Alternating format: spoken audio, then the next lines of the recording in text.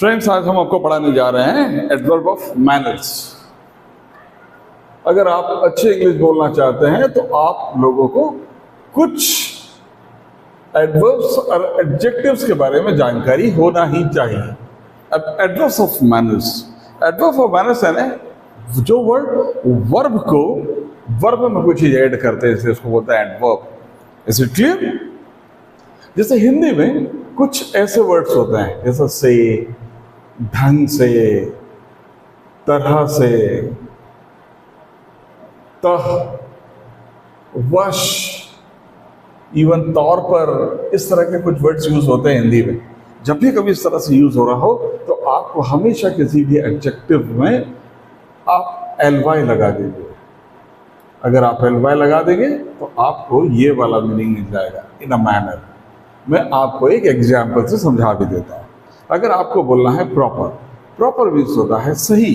अब मुझे चाहिए सही ढंग से, तो इंग्लिश में क्या कहेंगे? प्रॉपरली, या फिर बोल सकते हैं in a proper manner, in a proper manner. अब ये बात तो आपको समझ में आ गई। अगर मुझे नाइस कहना है तो नाइस का हो गया नाइसली, और यहाँ पर हो गया इन अ नाइस मैनर। चलिए हम एक लिस्ट बना लेते हैं। एक लिस्ट किस तरह से? अगर एक वर्ड आपको समझना है कि कुछ वर्ड्स ऐसे होते हैं जिनमें एलवाई का यूज कभी नहीं होता, वो एडवर्ब होते हैं। जैसा एक वर्ड होता है वेल, गुड का क्या होगा? वेल। गुड का गुडली नहीं होता है। अगर मैं कहूँ कि मैं आपको बहुत अच्छे से जानता हूँ, गुड का मतलब होता है अच्छा, लेकिन वेल का मतलब होता है अच्छे से। तो यहाँ पर क्या हुआ? वेल मीन्स अच्छे से। ये एडवर्ब हुआ। गुड और वेल में ये फर्क समझिएगा, गुड एडजेक्टिव है और वेल एडवर्ब है। जैसे मुझे बोलना है तेजी से, तो इंग्लिश में कहते हैं फास्ट। फास्टली नहीं बोलिएगा। अगर मैं कहता she runs the car very fast, not fastly. अगर मुझे बोलना है कि देरी से, लेट, लेटली नहीं होता। अगर लेटली कोई वर्ड होता है तो इसका मतलब होता है हाल ही में, मीनिंग बिल्कुल बदल जाएगा लेट और लेटली में। लेकिन इसमें भी आ रहा है देरी से, तेजी से, अच्छे से।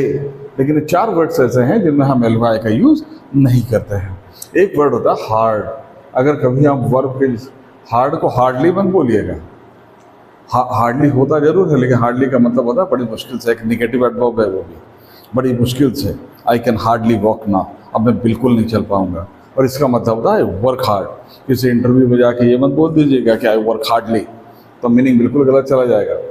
अब देखिए, अगर मुझे बोलना है ईजी, तो यहाँ पर मुझे बोलना आसान, तो ये हो गया आसानी से, इजीली। अगर आपको कहना है कि ग्रेजुअल, ग्रेजुअल का मतलब होता है धीरे। अब ये मुझे बोलना है धीरे से या धीरे धीरे, तो क्या कहेंगे? ग्रेजुअली। अगर हम कहते हैं कि changes are taking place but very gradually, बदलाव हो रहे हैं लेकिन बिल्कुल धीरे धीरे हो रहे हैं, तो धीरे धीरे को क्या कहेंगे? ग्रेजुअली। अच्छा मुझे बताइए, रैपिडली मीन्स तेजी से। अब हमको हमें करना है कि तेजी से, changes are taking very rapidly, taking place very rapidly.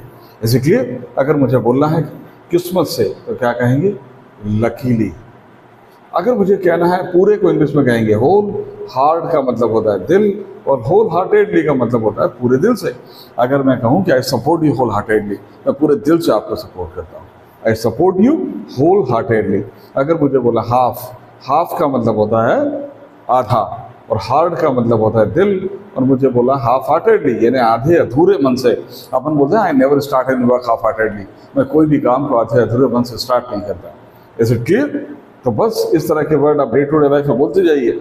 अगर मुझे बोलना है डाउट, डाउट का मतलब क्या होता है? शक, और मुझे कहना है अनडाउटेडली। अनडाउटेडली का मतलब होता है निसंदेह, मतलब जिसमें कोई संदेह नहीं कर सकता। Is it clear? अब अपने को हेजिटेशन का मतलब होता है हिचकिचाहट। अब मुझे यहाँ बोलना है अनहेजिटेटिंगली। अनहेजिटेटिंगली का मतलब होता है निसंकोच, है ना, बिना संदेह के। इसलिए हमने क्या बना दिया? एडवर्ब। अगर आपको कहना है एक्स्ट्रा ऑर्डिनरीली, एक्स्ट्रा ऑर्डिनरी एक वर्ड होता ही है, हमने उसको एडवर्ब बना दिया एक्स्ट्रा ऑर्डिनरीली। अगर Virat Kohli place cricket extra ordinarily, बिल्कुल एक्स्ट्रा ऑर्डिनरीली खेलता, सामान्य ढंग से खेलता है।